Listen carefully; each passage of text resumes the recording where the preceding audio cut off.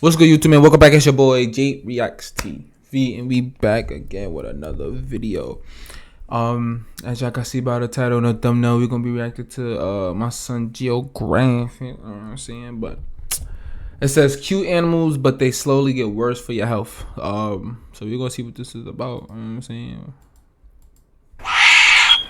Make sure y'all like, comment, and subscribe. Make sure I post notifications so I think a common theme on this channel is cute animals being Satan serving, humanity haunting pretty privileged merchants. And that's what this video is about, and the further we go, the higher your chances of being turned full-time horizontal. Before I do, I'm gonna just say this. When I call something a homicidal menace, that's just me using hyperbole to season a sentence. I'm not actually trying to get y'all to go out and drop kick an otter or something. Ultimately, these animals are just trying to survive and are doing what comes naturally, so you can't really judge them by human moral standards, even though that's literally what I'm about to do. And starting off, this is not your average mouse. First of all, it's a straight up carnivore. In their defense, that's not exactly crazy. Squirrels have been known to raid nests and eat the baby birds inside. But no other rodent is more of a meat eater than the grasshopper mouse. And its grocery list can include anything from insects, worms, and spiders, to mantises, scorpions, and desert centipedes, aka the same cursed crawly that nearly unsubscribed Coyote Peterson from existence. Grasshopper mice will even murk and eat snakes. Basically, you remember that episode where Jerry took PEDs and nearly put Tom in a tombstone? That's the grasshopper mouse times 1,000. This mighty mouse even developed a resistance to the crippling venom of ops like the Arizona bark scorpion. Not only can they tank hits that would flatline animals 100 times their size, this rogue rodent shuts down the pathways the toxin takes to cause pain, meaning this mouse essentially evolved to be impervious to the pain caused by venom. It can feel pain, it's just not gonna come from a scorpion. That's not even the only thing about them. These mice stalk and hunt their prey exactly like cats. This homicidal hamster will even howl after catching a body to mark their territory.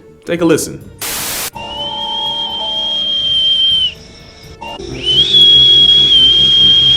So imagine being a scorpion, right? Millions of years of evolution. Your ancestors were apex predators and you have biological warfare on your side. All that for a pint-sized weremouse to be your downfall. Not even other mice are safe. Grasshopper mice regularly eat other rodents, and cannibalism is not off the table. In fact, there was a story of a scientist keeping a grasshopper mouse and making the mistake of leaving it alone with a lab rat 5 times its size. In the few minutes he walked away and returned, there was one less mouse and the #1 suspect feeding on the carcass. Proof that even the most innocent looking platter can serve death.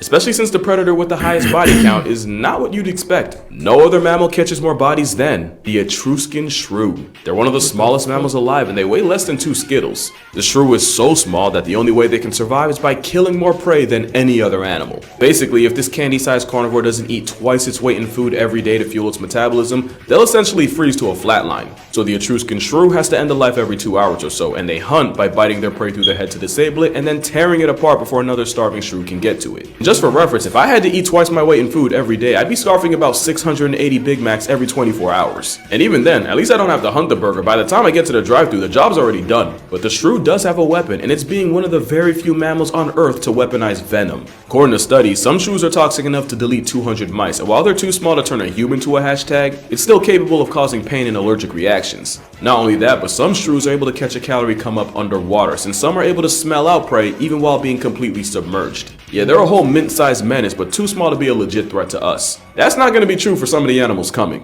And up next, this bird probably looks no different from something you'd expect in a garden, except it's only found in the islands of the Galapagos, and to survive, they've come up with some nasty tricks. They've been nicknamed Darwin finches since they actually helped prove Charles Darwin's theory of evolution. Long story short, different finches ate different foods and so developed different size and shaped beaks.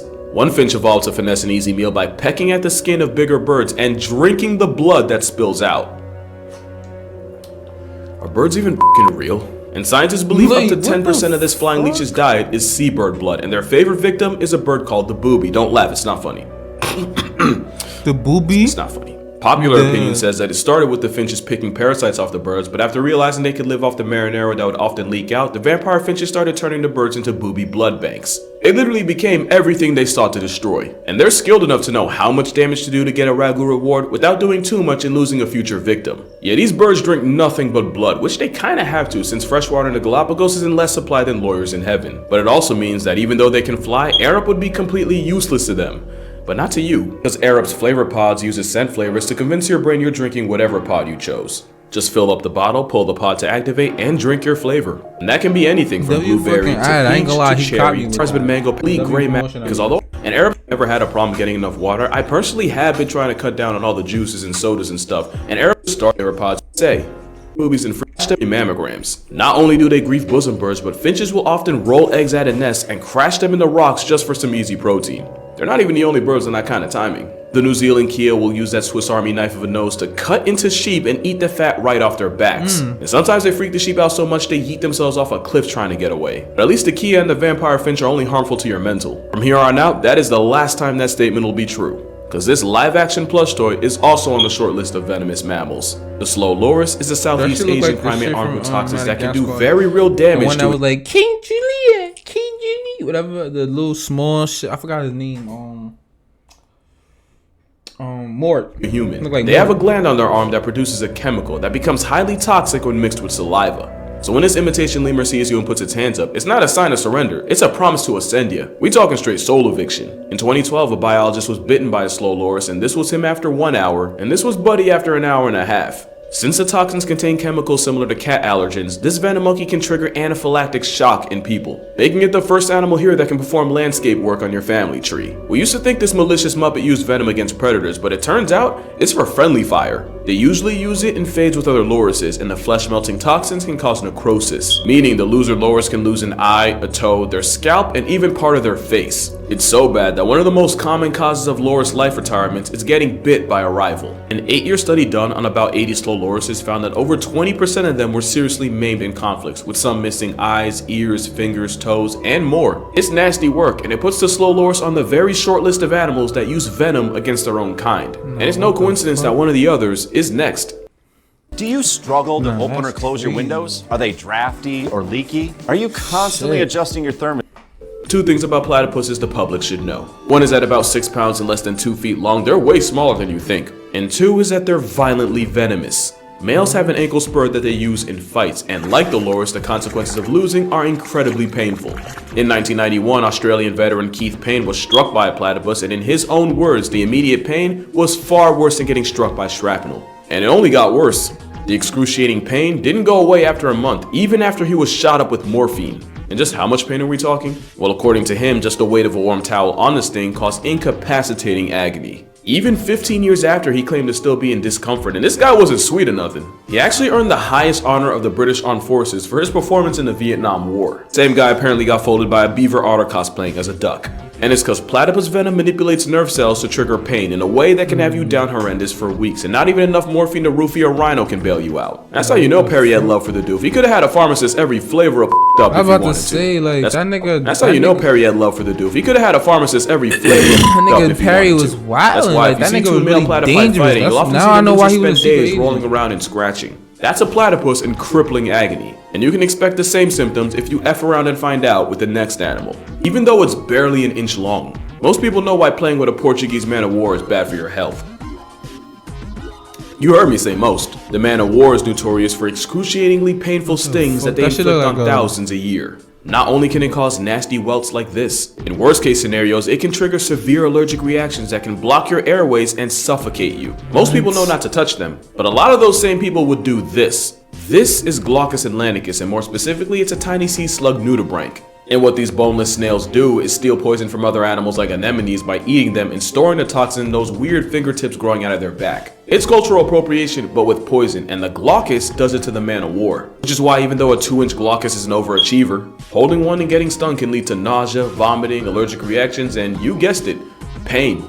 In fact, many think because the poison they steal is so concentrated, their sting is actually more powerful than the jellyfish understudy they take it from. Moral of the story, this is what it looks like to put a dent in your family's bloodline. Pro tip, if an animal's that small and goes out of its way to be seen, touching it's a great way to see your ancestors. I couldn't find a case of someone being seriously hurt by this tiny assault slug, so it's another example of an animal being too small to truly punish ignorance as often as they could. Completely different from the animal up next, because real talk, if you haven't seen them in person, you would not believe how big they actually get. We all know Steve Irwin, may God rest his soul, and his son and shadow clone, Robert Irwin. Just like his father, Robert got the same animal lover's gene, but there is one animal he's terrified of, and you probably never guess it. According to him, the animal that scares him the most and has the most smoke for him, it's crazy, right? That's a wombat, and yeah, they really do get that big. And in the words of the spawn of khaki animal Jesus, crocodiles are apparently easier to work with than wombats, since wombats are bloodthirsty psychopaths. And while he probably was exaggerating a little, wombats still ain't the ones to play with. At 25 miles per hour, wombats are fast enough to catch a ticket in a school zone and more than fast enough to catch you off guard. They have a tough, cartilage-reinforced butt that they use to crush the skulls of their enemies against their burrows. Yeah, getting your life subscription terminated through twerking is a possibility if you're an op to a wombat. But more importantly, they have jaws more than capable of tearing chunks out of your ankles in cats, which is what these furry bowling balls usually go for. Victim Carrie Evans was hospitalized with over 20 bites and lacerations after she was mauled by the evil bulking twin of the quokka. And in 2020, a family nearly got squad wiped by a wombat after the one they were raising for a TV show turned on them, mauling his owner and handing out work to any kin that tried stepping in without prejudice. Buddy almost folded 4 generations of people, and it took a whole axe to get him to act right. And that's not even mentioning the damage an angry fur meatball can do to your car. Moral of the story, if anyone in this man's bloodline don't rock with him, neither do I. The problem is, 99% of the population rocks with pandas and forgets it's still a bear that was made after the printer ran out of color. It's still a bear, and you can have a panda bear, a yogi bear, or nose candy bear. If it ends in a B-E-A-R, you'll be last seen in an ER, if you even get that far. So fun fact, gorillas have a stronger bite force than grizzly bears and can crack a coconut, and that's because they spend so much of their time crushing vegetation. As bamboo merchants that commit 16 hours a day to binging it, giant pandas might have the most underrated bite in the entire animal kingdom. A study was done comparing the bite force of carnivores relative to their body size using a value known as the bite force quotient. African lions were given a bite force quotient of 124. The jaguar, believed to be pound for pound the strongest cat, earned a 137. And while being smaller than both, African painted dogs flexed a bone-crushing 142. And where did giant pandas fall? With a BFQ of 151, giant pandas scored a bronze medal on the bite force scale, only behind the least weasel and an assault and battery happy Looney Tune. That's strong enough to rip flesh, tear tendons, and shatter bone. The thing is, pandas have all the tools of a predator, but with gerbil software. But even though this giant cow rabbit doesn't know how to kill, they can be persuaded into trying, and it's usually in zoos. In 2006, a wasted tourist had a chunk of his calf ripped off by a pissed off panda after he tried to pet it. In 2009, a tourist fell into an enclosure and also paid a calf tax. Later the same year, another tourist managed to fall into an enclosure and the barcode bear nearly turned him into a serial number on a police report, ripping off parts of his foot and elbow. And in 2015, Guan Huanxi sued the government and won for over $80,000. The reason was because officials had chased a giant panda onto his land and a generationally heated bear crushed Guan's leg like a celery stick. And my personal favorite story, a man tried wrestling a biracial black Air Force to impress a woman and appropriately got partially handled. He wasn't hurt, but the bear bodied him and even shredded his pants in the process, which was the closest he'd get to foreplay that entire day. Niggas be bugging. When it comes down to animals, I don't play. Like, wild animals. It's no secret there's no end to the wild, copious amounts of like, bull effery in the ocean, but like, there's still dogs and cats could be dangerous too. Don't get it twisted. But I can handle a dog and a cat. Like, soccer dog. Listen, I punt the dog. Listen, I'll give a dog a little chin check. You know what I'm saying? A little dog a chin check. He trying to check me. You know what I'm saying? You know what I'm saying? A little chin check. He trying. You know what I'm saying? The cat. You know what I'm saying? Little yoke you up, little shank you. You know what I'm saying? But a bear? Still some animals people let slide, especially if they've been in a crocodile. movie. One of these fish can do you dirty, and this time the clown's not it. The regal blue tang is actually venomous, with caudal spines sharp enough to slice open skin, and when threatened, they'll whip their bodies from side to side. It's like a junkie waving a broken bottle at you, and the deep lacerations it can cause are almost guaranteed to get infected. And thanks to a certain Pixar movie, there's at least one kid out there that got a bacterial infection just because Ellen DeGeneres played a fish well. Not only that, but the blue tang is toxic to humans and can cause ciguatera poisoning to the people that eat it. An even worse mistake when people try it with the next animal, because the cute derp guppy is one of the most poisonous things alive. Why do you look the like that? Tetrodotoxin in one. That shit look so hip, like so creepy. Is one of the most poisonous things alive. The tetrodotoxin in one pufferfish can bury 30 people. It's about 1,200 times more toxic than cyanide, and there's no actual antidote. All that and Mrs. Puff's ex is still considered a delicacy. The fugu blowfish is a prized dish in Japan, but it's also Russian roulette because if the chef misses by even 1/10 of an inch, it's the customer that gets cooked. Here's what would happen if you got poisoned. In about 10 minutes, your mouth would go numb and you would start to feel dizzy and unreasonably tired. You'd get an overwhelming headache to go with nausea and it'd slowly get harder and harder to breathe. Eventually, you'd get so exhausted you'd fall asleep and likely never wake up. And until then, you would have been conscious for everything. It's just that you'd be paralyzed and unable to talk or move. The only thing people could do to save you is pump your stomach, put you on life support, and God on speed dial. It's said that up to 100 people get flatlined by fugu a year, and most of that are people that try it at home. Which means by the time they at that shit, like, why would you want to eat something that look like this?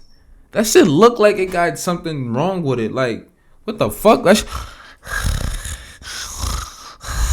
Like, how you breathing like that underwater? Like, how you breathing fat and nasty and just sloppy? Like you don't do nothing. Like, and you underwater. That nigga.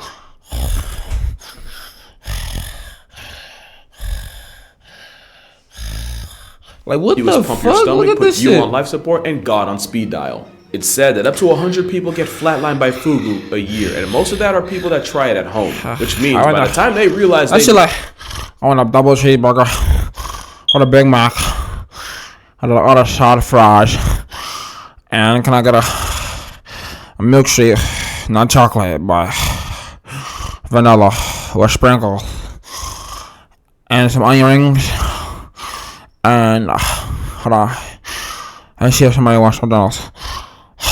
Yeah, guys, no, okay. Let me get a large Dr. Cook. Yeah, thank you.